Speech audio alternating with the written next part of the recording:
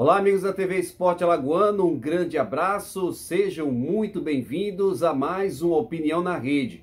O assunto de hoje, a derrota do CSA para a equipe da Ponte Preta e as consequências pós-derrota do time azulino.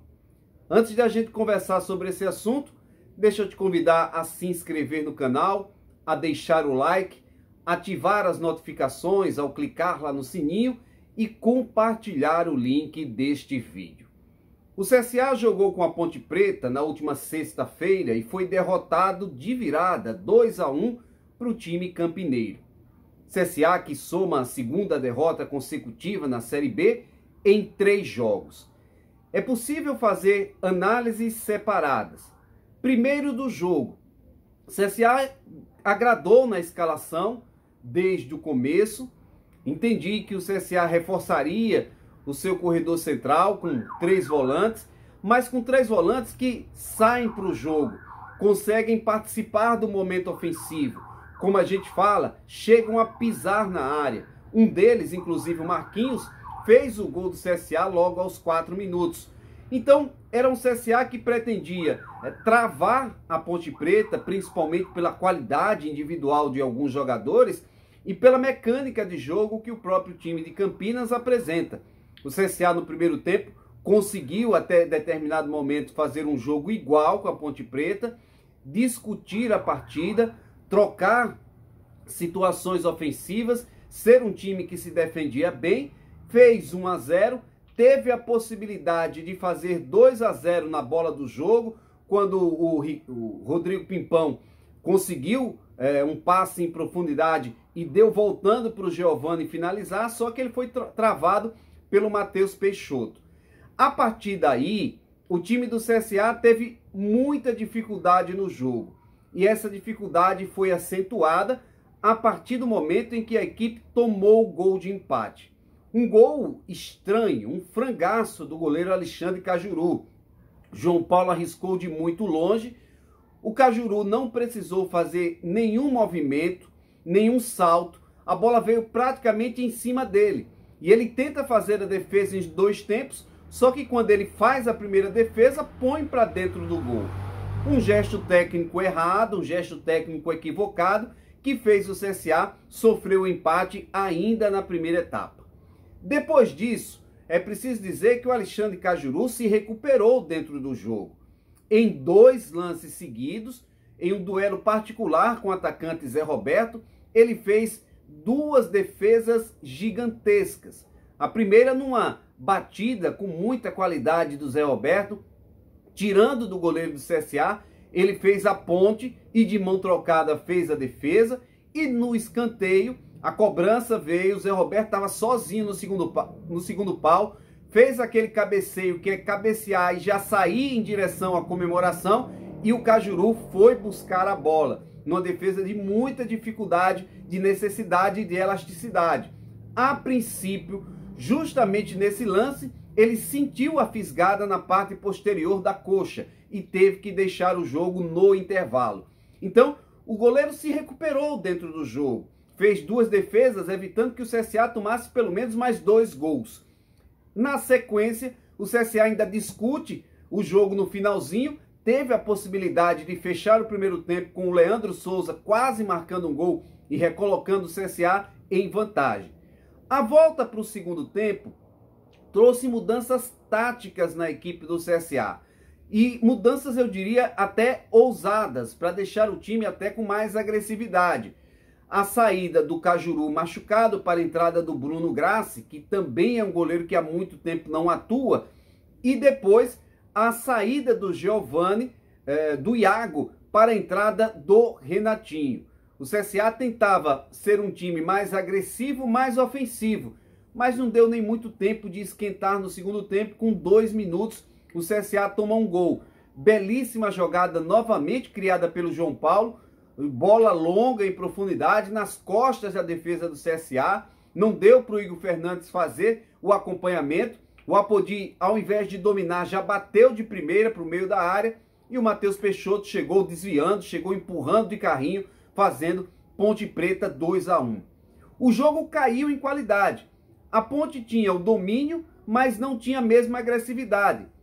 Chegou a criar algumas oportunidades, mas todas finalizadas sem perigo, que o Bruno Grassi não fez uma defesa no segundo tempo. Em compensação, o CSA também agiu da mesma forma, não agrediu a Ponte Preta.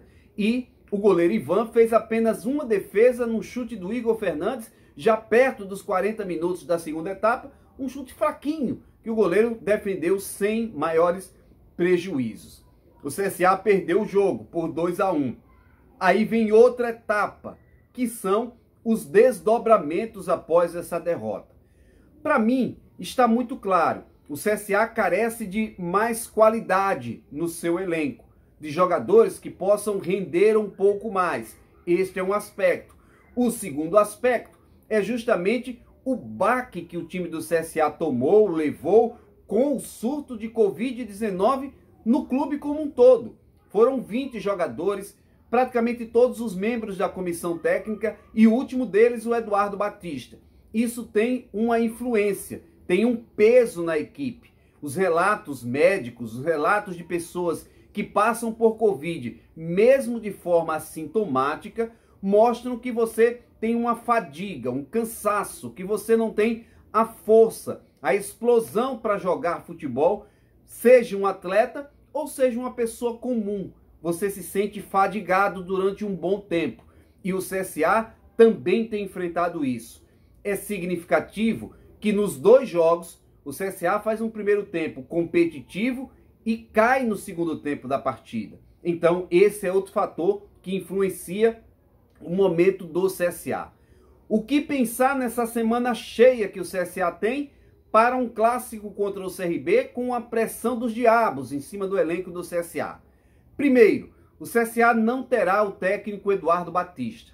O Eduardo fez o exame e foi detectado com a Covid-19. Como o treinador já estava em São Paulo com o resultado do exame, ele não pode retornar para Maceió por uma questão sanitária. Não há voo que possa receber ou ter uma pessoa com Covid. Então o Eduardo não volta para Maceió. Vai passar os 10 dias de isolamento, se estiver assintomático, em Campinas, se resguardando, tratando, procurando melhorar. A não ser que o CSA alugasse um jatinho, para o Eduardo vir de Campinas para Maceió. Aí ele poderia sim estar aqui em Maceió. De qualquer forma, o técnico deve ficar esses dias recebendo cuidados, se tudo der certo de forma assintomática, mas sem poder estar na semana do clássico treinando a equipe aqui em Maceió. Este é um ponto. O segundo ponto importante, o CSA tem uma contusão do Alexandre Cajuru, tem o Thiago Rodrigues machucado, ou seja, a princípio para o jogo contra o CRB, somente o Bruno Grassi à disposição.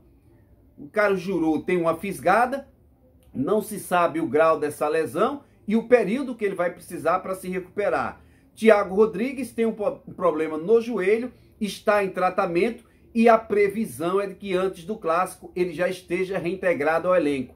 Além disso, o CSA pretende contratar um goleiro e até, quem sabe, esse goleiro que será contratado possa chegar, ser regularizado e já estrear no próximo domingo contra o CRB. O outro aspecto importante, jogadores que chegaram em Maceió depois da derrota para a Ponte Preta e depois da derrota para o Operário, nos 2 jogos, foram recebidos por parte da torcida organizada com muita pressão. Jogadores sendo questionados, dirigentes sendo questionados, jogadores sendo cobrados. E o clima é um clima de peso dentro do CSA. O CSA vive um momento de dificuldade. Há uma promessa que até o começo da semana o CSA possa anunciar jogadores que não vão fazer parte da sequência do time para o resto da temporada. Isso cabe à diretoria. Não cabe a nós da imprensa indicar jogadores, não cabe a nós da imprensa entender que o momento, que a paciência já acabou, por exemplo, em relação ao torcedor. Isso fica para o torcedor. O torcedor ele age com emoção. Quem analisa, quem trabalha, precisa agir de forma fria. Eu não acredito que o CSA vá fazer uma mudança gigantesca no elenco, como quer o seu torcedor. Manda 10 embora, contrata 10, traz um novo time, traz um novo treinador. Não acredito. O CSA deve manter a sua linha, vai tentar fazer negociação com esses jogadores. Muitos deles têm multa rescisória, todos têm contrato até novembro. E isso, se o jogador disser que não quer sair, não dá para você tirar o jogador à força. O CSA vai precisar dialogar, conversar e mostrar que de repente não há clima para permanência. E se o jogador quiser entrar em acordo, se ele quiser abrir mão de uma multa rescisória, se quiser abrir mão de parte dos seus direitos, o CSA vai negociar e vai liberar esse jogador. Mas existem casos em que o jogador não aceita, ele quer cumprir o contrato, ele quer a multa rescisória, e aí será outra postura do CSA. E que postura é essa? Uma postura de responsabilidade, de um clube que tem respeito pelas suas finanças e principalmente pelo que foi construído por essa diretoria, capitaneada pelo Rafael Tenório, ao longo desses anos.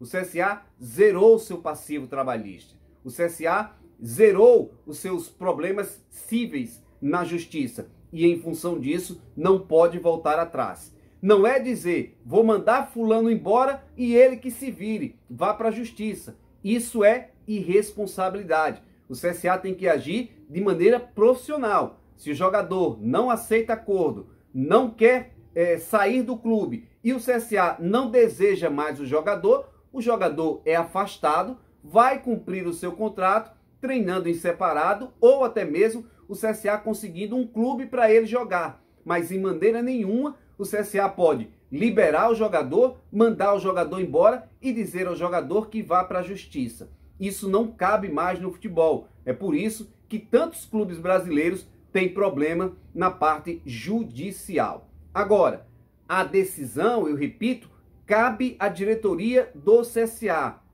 Não cabe a torcedores, não cabe a cronistas. É a direção do CSA, direção técnica, a direção como presidente do clube, o próprio Barbarotti, como um cara executivo de futebol que precisa tomar as decisões. Imagino que 4, 5 jogadores possam ser afastados, à medida que o CSA também for trazendo peças para repor essa ausência desses jogadores. O primeiro nome já chegou, é o Pedro Júnior, jogador que estava no exterior, tem uma bela passagem por Coreia e principalmente pelo Japão, mas nos últimos anos, nas 2 últimas temporadas, estava no futebol da Tailândia, que não tem referência nenhuma. E um jogador nesse tipo de competição precisa se readaptar ao futebol brasileiro. E o CSA precisa de um jogador para chegar e já jogar. Se o Pedro vai conseguir isso, o tempo de trabalho, os treinamentos irão dizer. Mas em quase todos os casos de readaptação, de retorno de um atleta para o futebol brasileiro, ele precisa de um período de adaptação, de 1 a 2 meses até em alguns casos, para que ele possa começar a render aquilo que se espera dele. E ele é um atacante, e de um atacante procura-se a solução dos problemas de gols do CSA. Vamos aguardar as decisões da direção azulina e ver de que forma o CSA vai se comportar a partir de agora dentro da Série B do Campeonato Brasileiro. Este foi mais uma Opinião na Rede. Antes da gente encerrar, deixa eu te convidar a se inscrever no canal, deixar o like, clicar no sininho ativando as notificações e compartilhar o link deste vídeo. Opinião na Rede volta em breve com outro tema, com outro assunto aqui na TV Esporte Alagoano.